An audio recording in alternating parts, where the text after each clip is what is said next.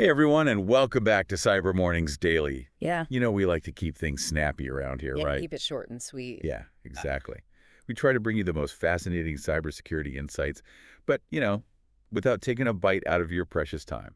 Absolutely. So let's dive right in. Today we've got a really interesting deep dive for you. Sounds good. We've got 3 stories. Right? They're all kind of a wild ride. So first we've got a tale of chained exploits. Chained exploits. Yeah, and they're going to make you think twice Yeah. about those vulnerabilities that we, kind of just brush aside sometimes. The ones that seem minor. Yeah, exactly. Uh-huh. And then we've got this hefty fine for a company that's practically synonymous with security. Oh, wow. Like you think of them, you think of security. Hmm. And then finally, we've got a potential third-party data breach Right. that's sending ripples through the digital world. Mm, So, buckle up. yeah, buckle up. It's going to be a bumpy ride. It is going to be bumpy, but insightful. Yeah. And it all starts with this Ivanti appliance story. So, those vulnerabilities that sometimes we just kind of brush aside Mm, because they just seem kind of minor on their own. right. Well, this is a perfect example of why we can't afford to do that. Yeah.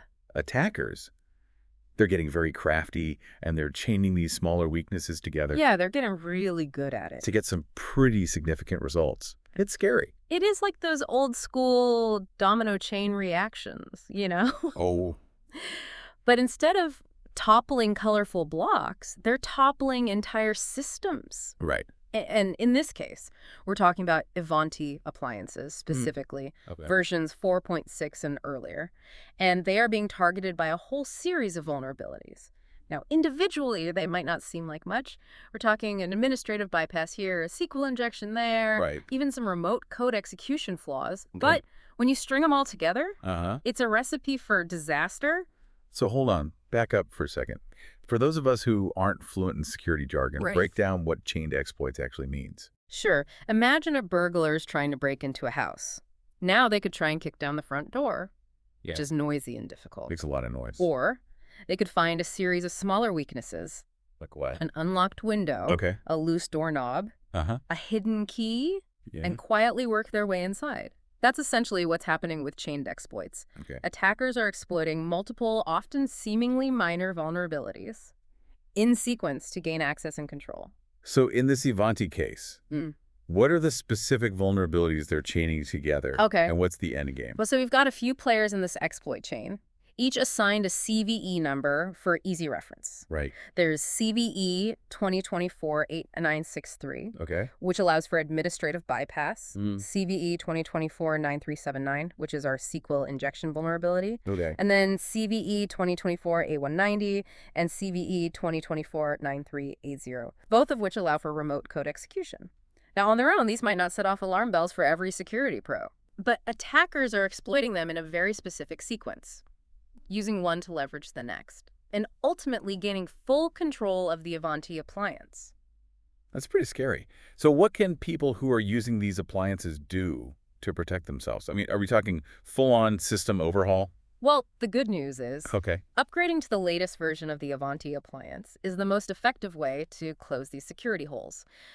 But this story brings up a bigger point about how we approach vulnerability management. Okay. You see, a lot of organizations rely heavily on CVSS scores. That's the common vulnerability scoring system Right.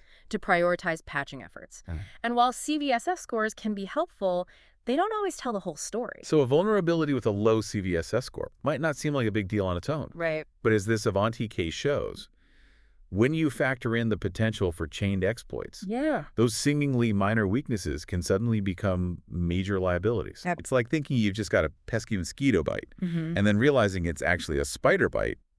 That could lead to a whole bunch of complications. Exactly. And that's why a more holistic approach to security is crucial. We can't just focus on patching the quote-unquote big vulnerabilities or solely relying on CVSS scores. It's about understanding your entire attack surface, how different systems interact, and how even seemingly insignificant flaws can be exploited when chained together. So it's not just about patching, it's about patching smart, Patching smart. thinking about those ripple effects. Thinking about the big picture. Yeah.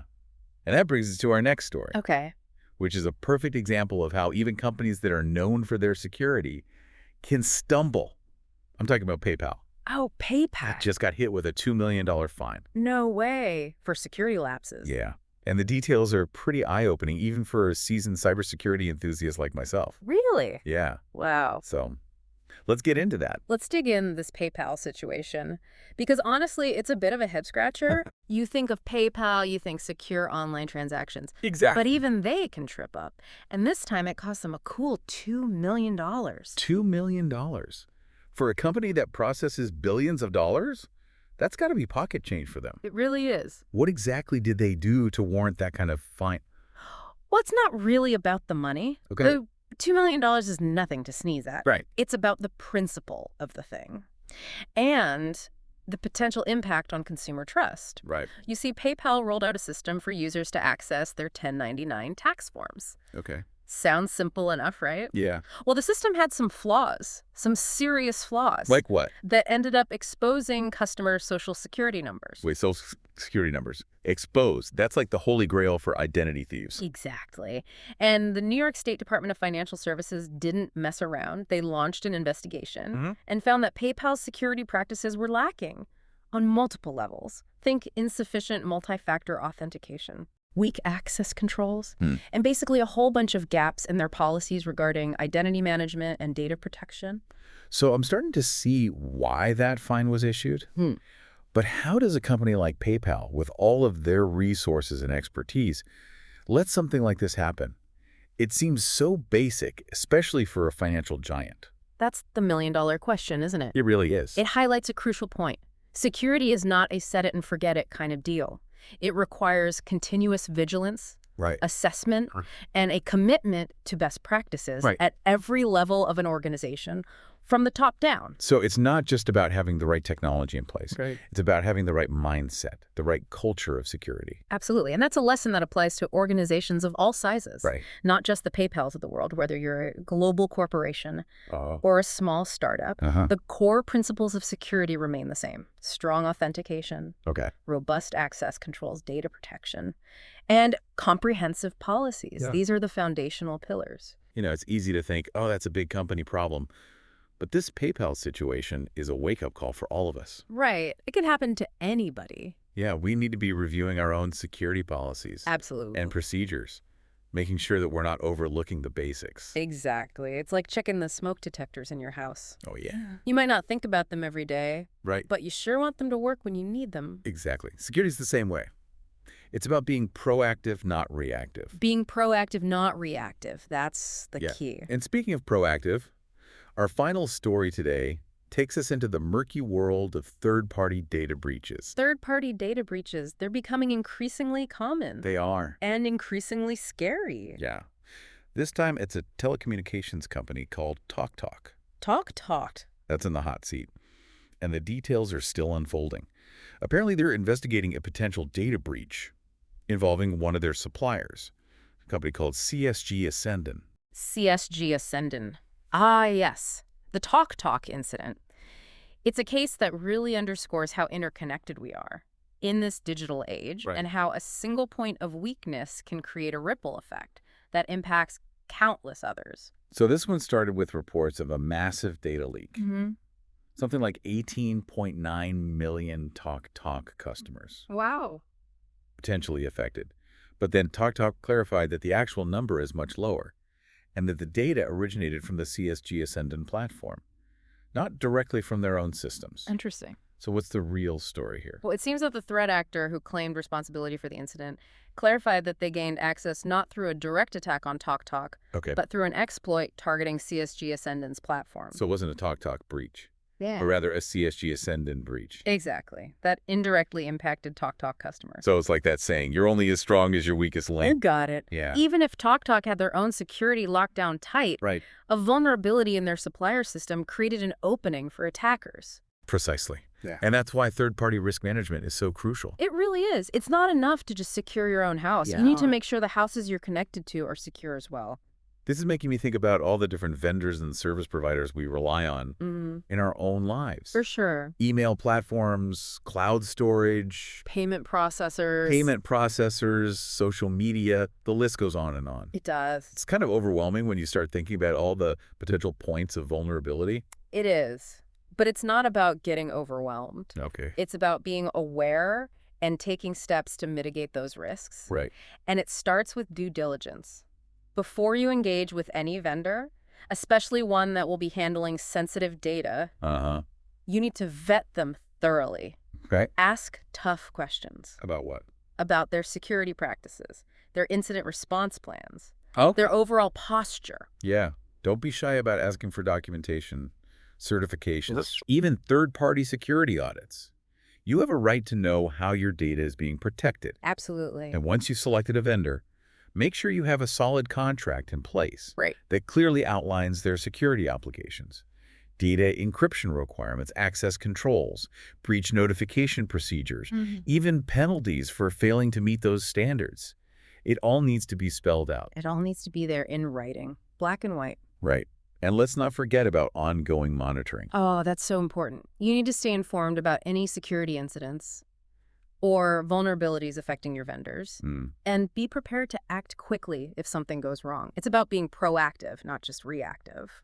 All this talk about third-party risk Mm-hmm. is making me wonder, what are some practical steps listeners can take Yeah. to assess and manage those risks? Mm. I mean, we don't all have cybersecurity teams at our disposal. That's a great question, and it's one we should definitely delve into. Okay, so let's get into that. Let's do it.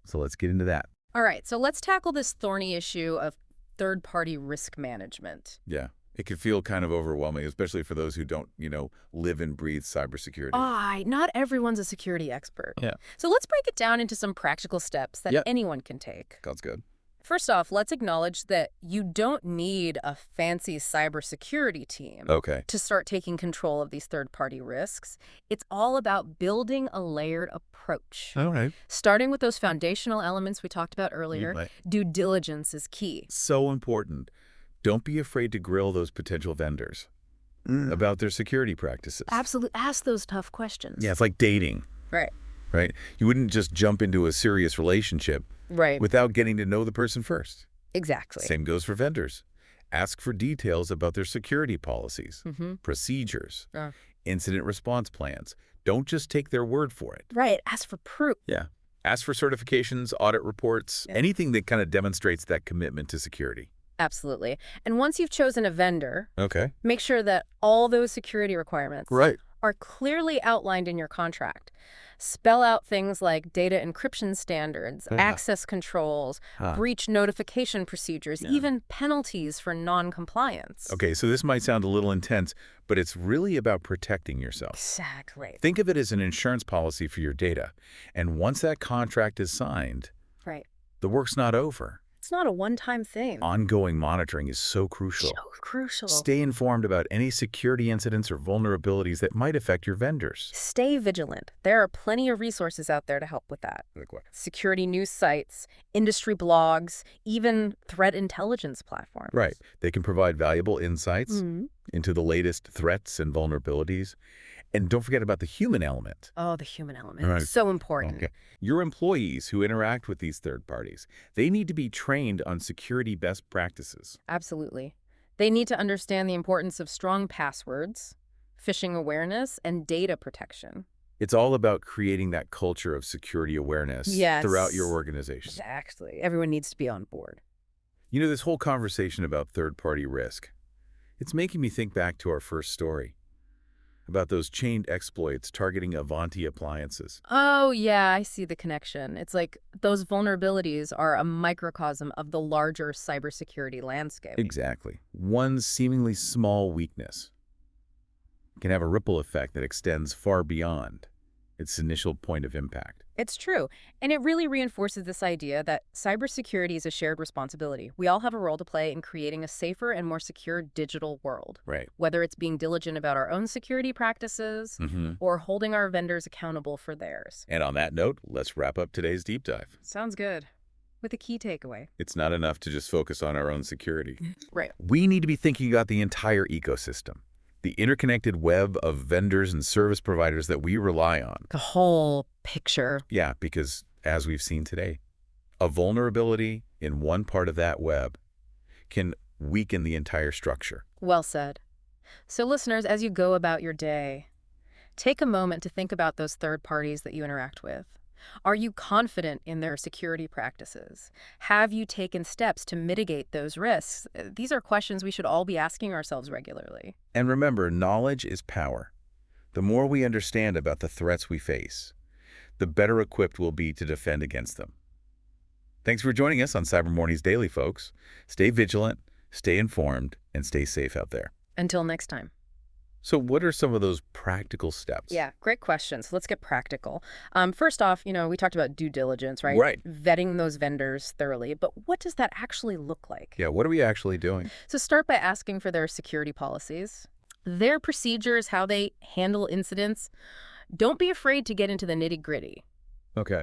Ask about things like data encryption, access controls, employee training, and of course, what happens if there is a breach. What about certifications? Certifications are great. They can give you some level of assurance that the vendor meets certain security standards. Okay. Look for things like ISO 27001 SOC2. Those are good indicators. Oh, those are good signs. Yeah, good signs. And don't be afraid to ask for proof. Ask for audit reports, penetration testing results, anything that can give you more confidence in their security posture. And of course, once you've chosen a vendor. Right. Make sure all of those security requirements are spelled out in your contract. So we're talking data encryption standards, right? Exactly. Access controls, breach notification procedures, all of that needs to be in writing. It's all about having that paper trail in case something goes wrong. And speaking of things going wrong, Right. we've got to talk about ongoing monitoring. Oh, absolutely. This is where things get really interesting. Yeah. Because you can't just set it and forget it. You can't just assume that everything's going to be fine. Exactly. You got to stay vigilant. So how do we do that? Well, there are a few things you can do. Okay. First, stay informed about security incidents and vulnerabilities. There are tons of resources out there. Like what? Security news sites, industry blogs, threat intelligence platforms. So we're talking like threat post krebs on security. Exactly. Those are great places to start. And those are going to keep us up to date on the latest threats. Absolutely. And they'll give you some insights into how to mitigate them. Okay, so we're staying informed. What else? Well, think about implementing security rating services. Security ratings services. Yeah, they're like credit scores for cybersecurity. Interesting. So they give us a quick snapshot Exactly. of a vendor's security posture based on publicly available information. And that can be really helpful All right. in getting a sense of their overall risk. And finally, don't forget about communication. Oh, communication is key. You need to have open lines of communication with your vendors. Ask them about their security practices, their incident response plans, Okay. and how they're addressing emerging threats. So basically, we need to be proactive. Absolutely. Don't wait for something bad to happen. Right. Stay ahead of the curve. This has been a really eye-opening deep dive. It has been. I think the biggest takeaway for me is that cybersecurity is not just about technology. It's so much more than that. It's about people and processes and culture. It's about taking a holistic approach. The big picture, and that's what it's all about. Well, thank you so much for sharing your expertise with us today. My pleasure. It's been a great conversation. And to our listeners, thanks for joining us on Cyber Mornings Daily. We'll see you next time. Stay safe out there.